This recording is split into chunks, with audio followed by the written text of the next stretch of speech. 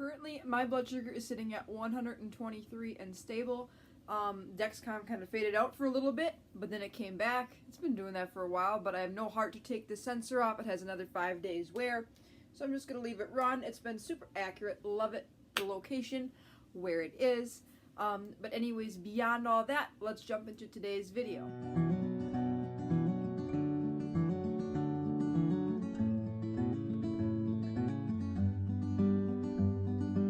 Hey everyone, it's Maddie. Welcome back to my channel. And as you probably saw in yesterday's video, if you watched how I talk about myths and misconceptions and how to deal with that personally, you did know that I said there was a bonus video coming out for you on Monday, April 29th. So here it is. I could have put it up this week, but because the day I'm filming this is the last day of month 2 of the Diabetic Health Journal for me, I thought I would do my month 2 recap as a bonus video for you guys so that I capture everything and I don't forget missed pieces that kind of happened to me in month 2 and anything I want to touch upon that I recognize with my own body in managing type 1 diabetes. So first of all, for my weekly challenges, and the month's quote was, "The mind has to arrive at the destination before the body does," which to me is kind of cool.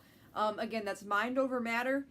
What you do in your mind, what you think, how you perceive things definitely can determine how your body's going to respond to things and how you are going to do physically. For month 2, my weekly challenges for the first one was each morning visualize what you want your day to look like. Go caffeine free. That was very challenging, but I was able to do that, and that means like no caffeine in diet sodas, no caffeine in diet drinks, no caffeine from anything, which was kind of hard, but I only did that in preparation for a video you're going to be seeing coming up, where I put my blood sugar to the test with different forms of caffeine in my body without bolusing with rapid acting insulin to see if caffeine affects my blood sugar. The third week I had for a goal was to spend time in nature, sitting out in by the trees or by water. That was definitely a lot of fun, seeing as though these past week or two here in Wisconsin it is feeling like spring. Actually the south got dumped with a bunch of snow today, so I'm more for the northern part of Wisconsin. The southern part of Wisconsin got dumped with tons of snow, so I'm kind of like, yeah, not us, but yet I feel bad for other Wisconsinites and living in the south that having to see snow in April is not fun. Although luckily this time of year, because of the sun's angle and the earth's temperature in this part of the world, the snow doesn't stick. It melts very, very quickly, and it is gone usually within 24 to 48 hours after it has settled on the ground. And the fourth week was to give 3 compliments per day. And that was kind of fun too, just to like see people smile or make people feel good. So that is what I chose for my 4 weekly challenges. Now I'll kind of go into recap about what kind of happened during this past month. So during this past month, I had to increase basal insulin. I no longer take 9 or 10 units of basal insulin. I typically take 12. With the exception of before my period, about 10 days before my period, I lower it to 11. Otherwise, I have lows throughout the middle of the night, which is weird. But making that 1 unit of basal insulin difference before I go to sleep at night really makes a world of difference in blood sugars overnight for me during that particular time of the month. So that is what I've been doing. It could be for many different reasons, but I think it just has everything to do with, being more dependent on insulin.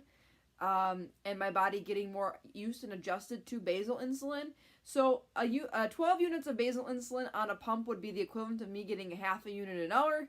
But as you guys know, I will be switching to an insulin pump very, very quickly here. And typically you're going to end up taking a little less basal insulin, so I may go back down to where I originally was, kind of in that 10, 11 range maybe. I don't want to decrease it too quickly, and that's something I'm going to discuss with the educator. Because it's my diabetes and I should have a say in how I would rather it be. I would almost rather than make a mistake and give me too much insulin, and we can always turn that down. That's kind of how it happened for me when I was first diagnosed. They started me on what I call heavy industrial doses, and come to find out I didn't need that much. So it was easier for me, I think, to take away the insulin than it was to add more. Only because to me, high blood sugars are more damaging. I don't care for high blood sugar. I know what it's going to do in the future or what it can do in the future. And having that in the back of my mind 24/7, as you guys know, living with type 1 diabetes, I would prefer to go low. And that's something I'm going to talk about in future T1D with Maddie's. Coming in June and July, I'm going to be talking more about like what do I prefer? What are is A1C really a big deal? Is it, or do other things play into factors as to blood glucose management and how well you're managing? So that's something I did have to do, was increase my basal insulin at night to 12, and it seems to work pretty good. Again, except for the 10 days prior to my period, I have to reduce to 11. I've been running with insulin to carb ratios every meal, 1 unit per 10, and pre-bolusing 20 minutes before each meal unless the meal is very low glycemic. And then during my period, I would pre-bolus 30 minutes, and that seems to be a pretty well-determining factor to keep my blood sugars 80 to 85% of the time between 70 and 140, which is what I consider normal, healthy blood sugars that are non-damaging and that probably won't cause complications in the future. Now, the major thing that I went through was really getting to get a feel for stress and anxiety on my blood sugars and on my body and with diabetes this past month. And more specifically, this past end of this month here, towards the end of this second month with the Diabetic Health Journal. Many of you know a close family friend of mine passed away. If you watched Saturday's video, you know about this. And I was there when she passed. I am the one who found her passed away. And I was dealing with a whole bunch of things about 4 days before she died. And the stress, the anxiety, the emotional components was making me sick. Although sometimes most of the time my blood sugars were just slightly elevated. They were like between 140 and 180. But coming down from those levels and returning back to my 70 to 140, it was almost like I was shaking at 90 and I'm going, what the heck? No, you're not low. Your body was just getting accustomed to those higher blood sugars, and then you had to return back to normal glycemia, which you're used to. So you started to feel, low at a level that you weren't. But I was able to learn how to manage my diabetes with stress. I took a lot of shots. I think I took up to 13 shots one day.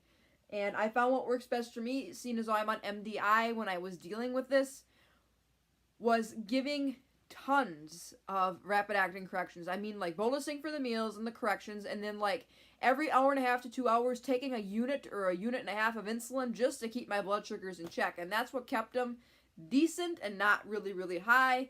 And learning how to control my emotions and calm myself down and get myself out of situations that weren't good for my blood sugar is something that I had to learn with. And I definitely learned that sometimes you look at a plate of food and I don't count carbs. I know that sounds kind of crazy. Sometimes I can just look at a plate of food and know I need 8 units of insulin. Isn't that crazy?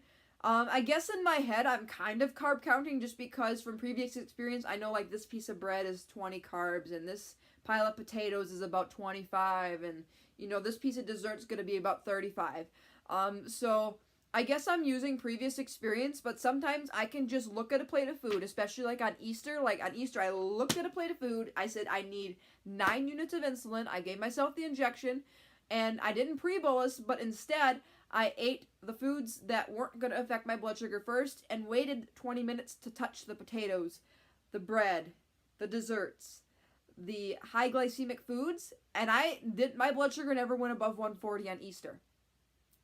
And that's being bold with insulin. That is being smart in the way you're eating, and that's being smart with your doses and just knowing from previous experience that a certain level is going to be too much insulin and a certain level is going to be too little insulin. So I wanted to point that out for you guys that it's okay if you guess on certain meals or you look at a plate of food and go, I need 9 units. I need 6 units. I need 4 units. That's okay because I do that, and you just get to have a feel for your body knowing how much you need for a certain time and for your bodily conditions. Now, the plate of food I took at Easter, I had everything. I had everything from two rolls, like dinner rolls, to a pile of potatoes, to dessert, half a glass of juice, regular juice. I had ham, green bean bake, raw vegetables. I mean, my plate was chucked full. I engorged myself to the point where I was like, I can't even exercise.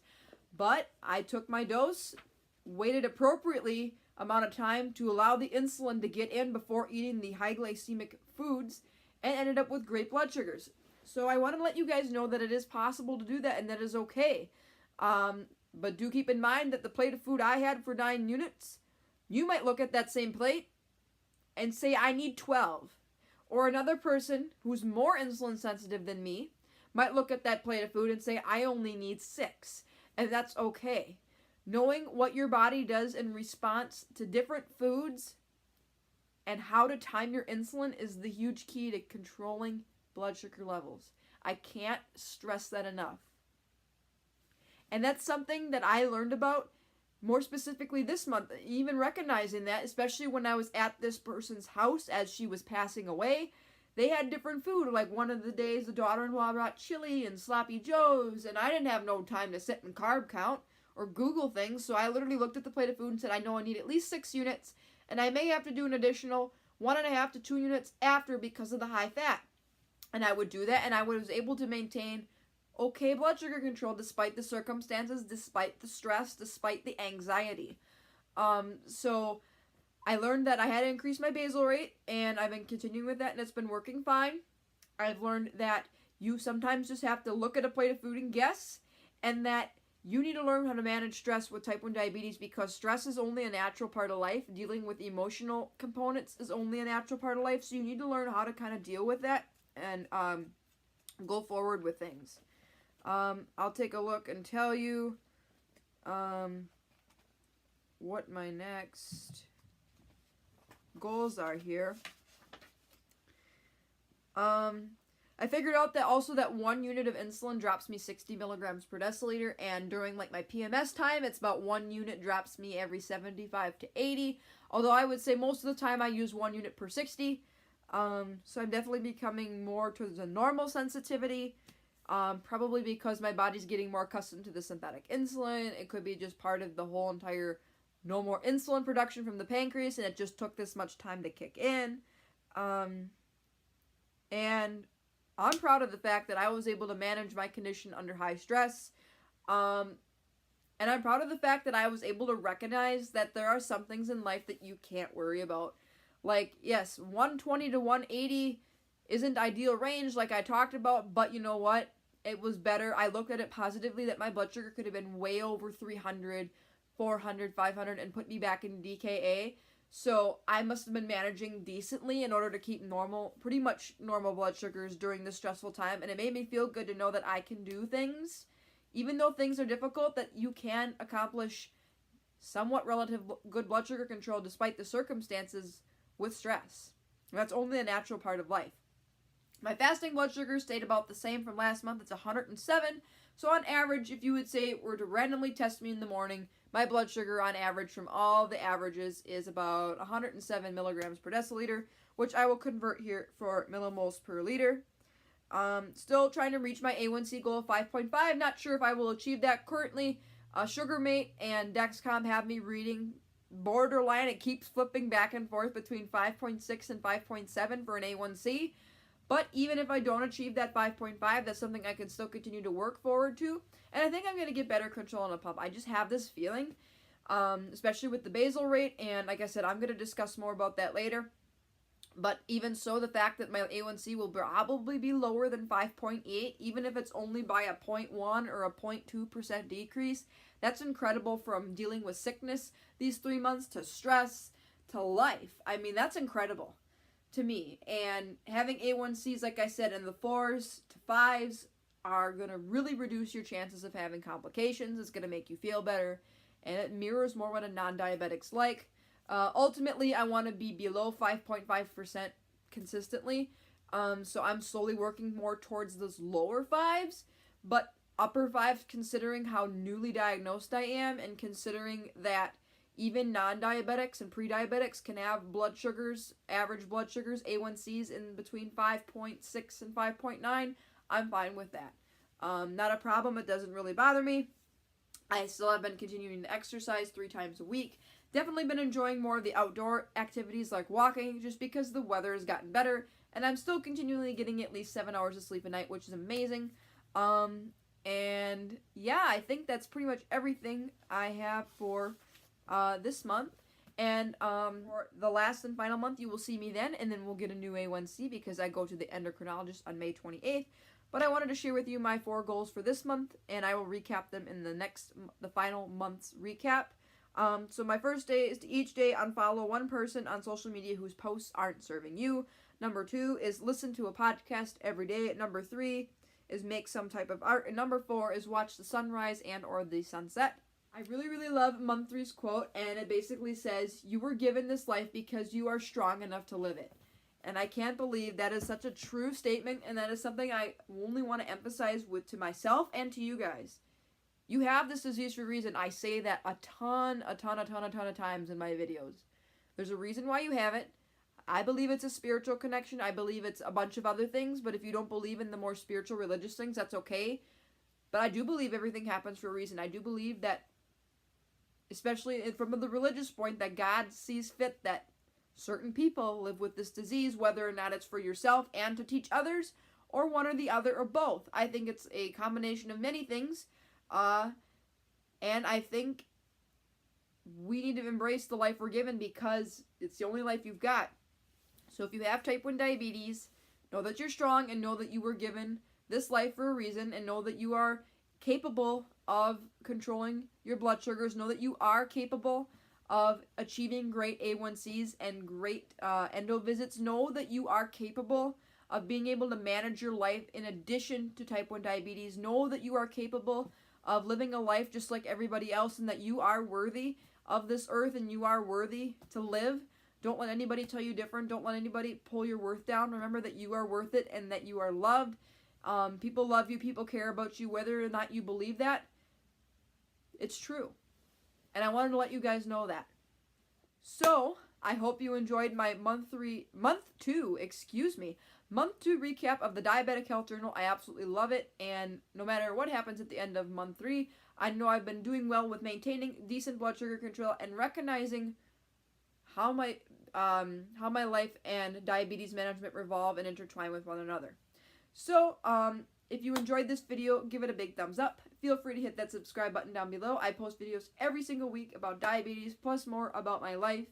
And if you do decide to subscribe, there is a notification bell. When you click that, you will get a notification on any of your devices when I upload a new video. I post videos every Friday, Saturday, and Sunday, and then I throw tons of bonus videos up when I have time or when new things come up in my life.